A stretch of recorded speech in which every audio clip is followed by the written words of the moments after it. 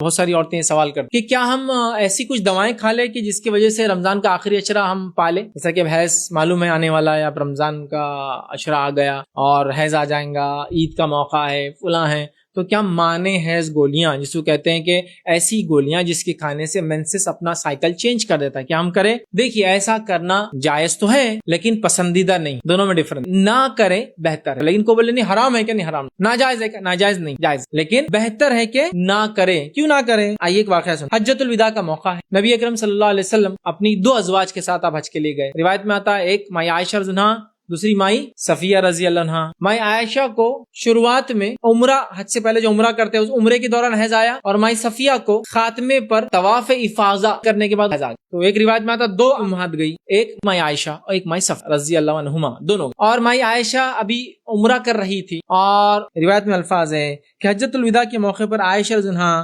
عمرے کا احرام باندھا اور مکہ پہنچنے سے قبل ہی انہیں حیض آ گیا، ابھی پہنچی نہیں تھی مکہ، اس سے قبل ہی حیض آ گیا۔ چنانچہ رسول اکرم صلی اللہ علیہ وسلم ان کے پاس آئے تو عائشہ رضی اللہ عنہا رو رہی تھی۔ نبی اکرم صلی اللہ علیہ وسلم نے فرمایا عائشہ تم کیوں رو رہی ہو؟ تو آپ نے فرمایا، تو انہوں نے کہا اے نبی اکرم صلی اللہ علیہ وسلم کہ مجھے حیض آنا شروع ہو گیا ہے، مجھے ایک اللہ نے موقع دیا تھا آپ کے ساتھ حج کرنے کا، اور دیکھو میرے ساتھ یہ ہو۔ اب کس کو خوشی نہیں ہوں گی کہ وقت کے نبی کے ساتھ حج کرے؟ کس کو خوشی نہیں ہوں گی اپنے شوہر کے ساتھ حج کرے؟ کس کو خوشی نہیں ہوں گی دنیا کے سب سے افضل انسان کے ساتھ حج کرے؟ سب کو محبت تھی نبی کے ساتھ، صحت قریبی، اب یہ تو بیوی ہے نہیں کر سکتا۔ آپ نے کیا فرمایا سنیے، یہ ایک ایسی چیز ہے جو اللہ تعالیٰ نے آدم علیہ السلام کی بیٹیوں پر لکھ دی ہے، پارٹ آف لائف ہے، نیچر ہے جس پہ اللہ نے تم کو پیدا کیا۔ لہٰذا اس حدیث سے پتا چلا کہ حیض کا آنا سمتھنگ نیچرل ہے، اللہ کے رسول صلی اللہ علیہ وسلم نے یہ کہا، حالانکہ نبی اکرم صلی اللہ علیہ وسلم کے زمانے میں بھی حیض جلدی آنے اور حیض کو دیر کرنے کی دوائیں موجود تھی جو کہ مختلف ذریعوں سے وہ بنایا کرتی تھی، ٹھیک ہے۔ اب وہ میں تفصیلات میں نہیں جانا چاہتا ہوں کیسا بناتے تھے وہ، لیکن بناتے جس سے حیض آگے پیچھے کیا جاتا۔ اس کے باوجود بھی یہ عورتیں سب سے زیادہ تقوی، پاکیزگی، نبی سے قربت، عبادتوں کا شوق رکھنے والی تھی، امت کی ماں ہیں، پھر بھی انہوں نے کچھ نہیں کیا، تو پتا چلا حلال تو ہے لیکن پسندیدہ نہیں ہے، کیوں کرنے کا نیچرل تھنگ۔ دوسرا